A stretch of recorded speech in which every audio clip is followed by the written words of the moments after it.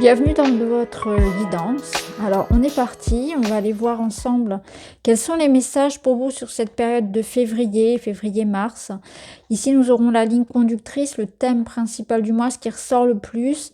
Ici le domaine plutôt matière, travail, finance, quotidien. Ici le domaine du cœur, les relations, les amours, votre monde intérieur. Et puis ici les derniers conseils. Alors déjà on parle de confiance en soi.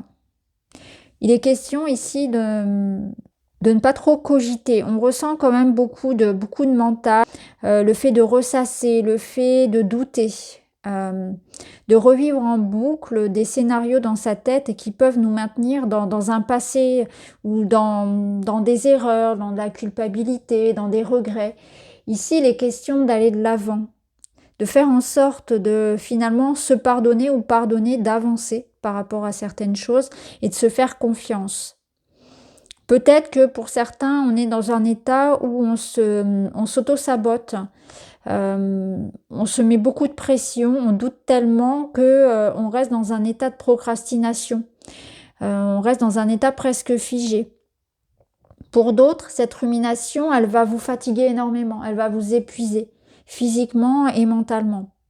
C'est aussi une carte qui vous dit que si vous ressentez dans votre énergie et notamment dans votre corps un état de moins bien, un état où il y a moins d'énergie, moins de puissance, moins de peps, c'est pas grave. Il faut aussi s'accorder ces moments où on est moins productif, où on est moins, comment dire, moins dans une énergie de guerrier, moins dans une énergie d'attaque, moins vif. Il y a un temps pour tout, ça peut être aussi cette acceptation de certains cycles où parfois on est très performant, très actif, et puis à d'autres moments on l'est un petit peu moins. Et peut-être que quand vous êtes dans cet état où vous êtes un petit peu moins, on va dire, actif, en forme, eh bien vous le vivez très mal. C'est quelque chose que vous pouvez vivre comme un échec personnel. Et ne pas s'en vouloir de ça, que ça fait partie de la vie. Donc peut-être que c'est par rapport à votre domaine professionnel, peut-être que c'est dans les amours que ça va moins bien en ce moment, peut-être que c'est au niveau mental, physique, émotionnel, qu'il y a un creux de la vague, ça peut être ça, mais c'est une invitation à l'indulgence. La justice, elle vous demande aussi d'être factuel, de regarder les choses avec lucidité, discernement.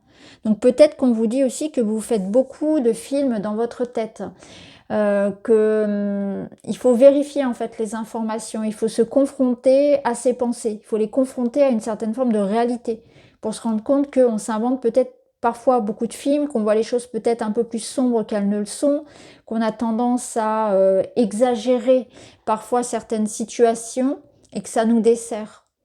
Donc c'est aussi voir sa responsabilité dans la situation. Donc ça peut être aussi en quelque sorte se remettre en question, voir les comportements, voir ce que je peux changer, hein, des habitudes et des cycles dans lesquels je reste et qui me desservent. Donc c'est aussi se regarder en face, faire une sorte de peut-être d'introspection ou en tout cas de vérité face à soi pour pouvoir changer ce qui doit l'être dans certains comportements qui vous desservent. Donc effectivement, ça peut être ça peut être non accepté, une non-acceptation d'une part de moi qui a besoin parfois de repos. Hein. Je veux toujours être active, je veux jamais demander de l'aide de quelqu'un. Je veux, je sais pas, je veux toujours tout contrôler, etc. Ou à l'inverse, je m'auto-sabote parce que j'ai ce perfectionnisme qui fait que si c'est pas parfait, j'en veux pas et je recommence tout. Et c'est voir un petit peu dans les comportements, dans les pensées, ce qui quelque part vous freine. Parce qu'il y a l'idée ici d'un travail aussi vraiment sur l'estime de soi, sur la confiance en soi, sur l'amour qu'on se donne, la confiance qu'on se donne aussi, la valeur aussi qu'on se donne, la valeur qu'on donne à ce qu'on fait ou ce qu'on a fait ou ce qu'on a traversé. Tout le monde n'a pas le même parcours de vie, tout le monde n'a pas la même vision aussi de la réussite, du bonheur. Surtout dans un monde très matérialiste comme le nôtre, parce qu'on a vite fait d'avoir la sensation de n'être rien et de n'avoir rien accompli dans sa vie. Alors que pas du tout. Votre valeur, elle n'est pas déterminée par un chiffre. Hein, que ce soit votre poids, que ce soit votre âge, que ce soit votre compte en banque. Alors ici, dans le domaine, on va dire physique, concret, on voit que, et d'ailleurs ça fait écho à la justice, à la couronne, et à la lune, on a cette sensation quand même de réussite. Alors peut-être que vous attendez, hein, vous bataillez pour obtenir quelque chose, vous doutez. Vous doutez de la réussite de quelque chose, vous doutez de vous-même, de votre valeur, est-ce que je suis à la bonne place, est-ce que ça vaut le coup aussi de continuer là-dedans, est-ce que je suis suffisamment qualifié pour réussir, etc. Donc tout dépend bien sûr des circonstances, mais on vous dit vraiment de continuer à vous battre pour ce que vous ressentez comme fait pour vous. Même si ça peut être compliqué actuellement, il y a quelque chose ici qui est pour vous, et vous le ressentez profondément. Et c'est quelque chose qu'on doit préserver. Il y a une certaine forme d'effort et de protection à donner sur ce projet, sur cette situation. Mais c'est aussi l'idée que parfois vous pouvez vraiment en avoir assez qu'il y ait des bâtons dans les roues dans votre vie matérielle. Donc pour certains, on peut aussi avoir cette sensation que ça n'est jamais simple. C'est toujours comme une certaine forme de lutte. Et en fait, on vous invite ici à changer peut-être votre perception des choses. Peut-être qu'aussi c'est difficile parce qu'il y a une certaine forme d'exigence que vous avez vis-à-vis de vous-même, de pression que vous vous mettez et de comparaison qui font que effectivement il y a toujours cette sensation de tension et de pas assez. Donc ça peut être aussi un changement de point de vue qui va faire que ça sera beaucoup plus simple. Pour d'autres, il peut y avoir une sorte de couronnement, ici de finalité administrative, juridique, qui fait qu'on arrive enfin à résoudre une problématique. Peut-être qu'on arrive en fin de parcours ici par rapport à quelque chose que l'on souhaite accomplir depuis longtemps. On s'est épuisé à la tâche, mais j'ai cette sensation qu'en tout cas, si c'est vraiment un investissement que vous avez donné, c'était pas en vain, c'était pas pour rien. Il y a l'idée ici de ne pas non plus s'épuiser, à être toujours dans l'action, comme on l'a vu, et toujours dans l'idée de donner, de s'investir. Il est temps pour vous aussi de recevoir. Il est temps pour vous peut-être d'accepter de l'aide, d'accepter de faire une pause, d'accepter de ralentir, de déléguer. Tout dépend de la situation. Peut-être que vous portez beaucoup de choses aussi sur votre dos et qu'il faudrait peut-être choisir vos batailles. Donc on est sur des réajustements ici. Alors au niveau personnel, on a le cavalier de coupe qui nous parle de sentiments qu'on exprime, d'amour, de douceur, de rencontre, de romantisme. Donc on est sur des communications, sur une présence.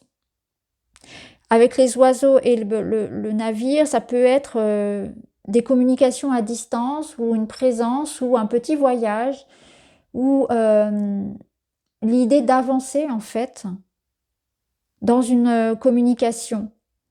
Alors ça veut dire des sentiments qui se révèlent, on se dévoile, on communique beaucoup, on exprime aussi ses émotions, on exprime ce que l'on ressent.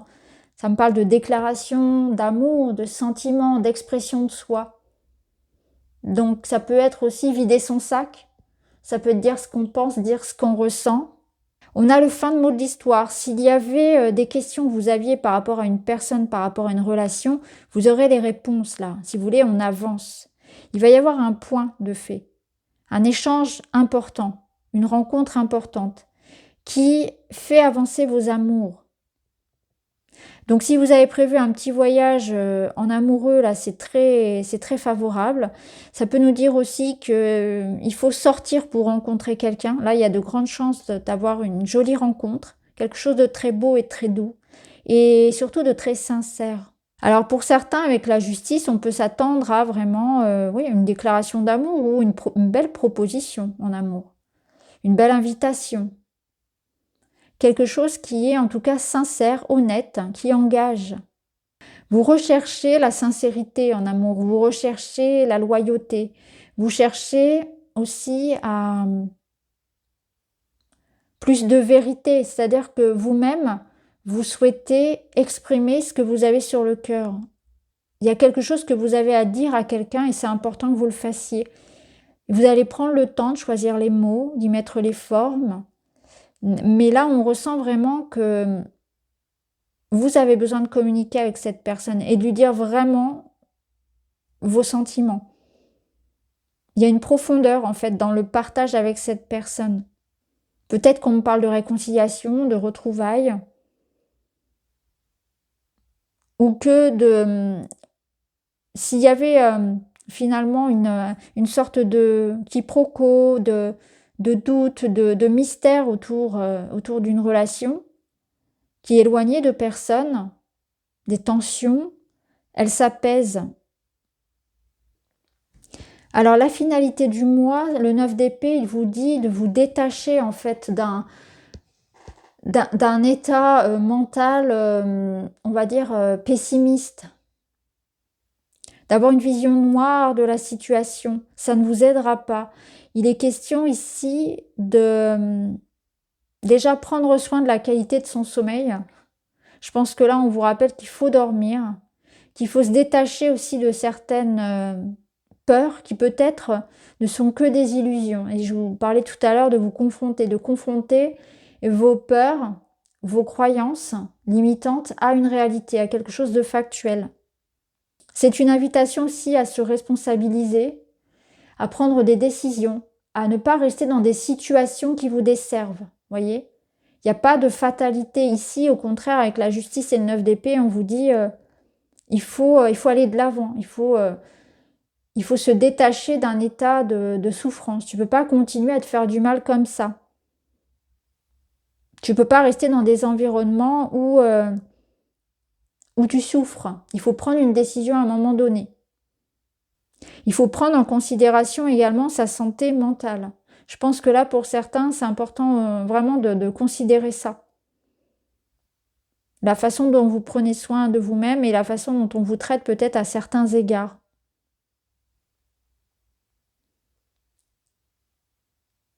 Alors, le dernier conseil qu'on vous donne, c'est la femme, fertilité et créativité. Quelque chose est différent, tu le sais, tu le sens, tu portes un nouveau monde. Tes envies, tes idées, tes aspirations ont changé, tu renais. Laisse ta créativité s'exprimer pour créer le monde que tu veux voir émerger. Alors, ce qui me vient là, avec le 9 d'épée et les oiseaux, c'est une énergie de nuit.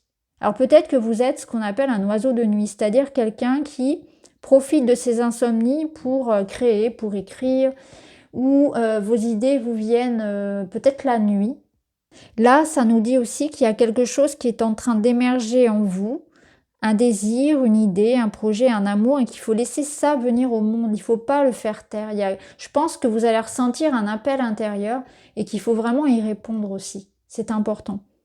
Voilà pour vous les amis, j'espère que ça vous parle. Je vous embrasse. À très vite.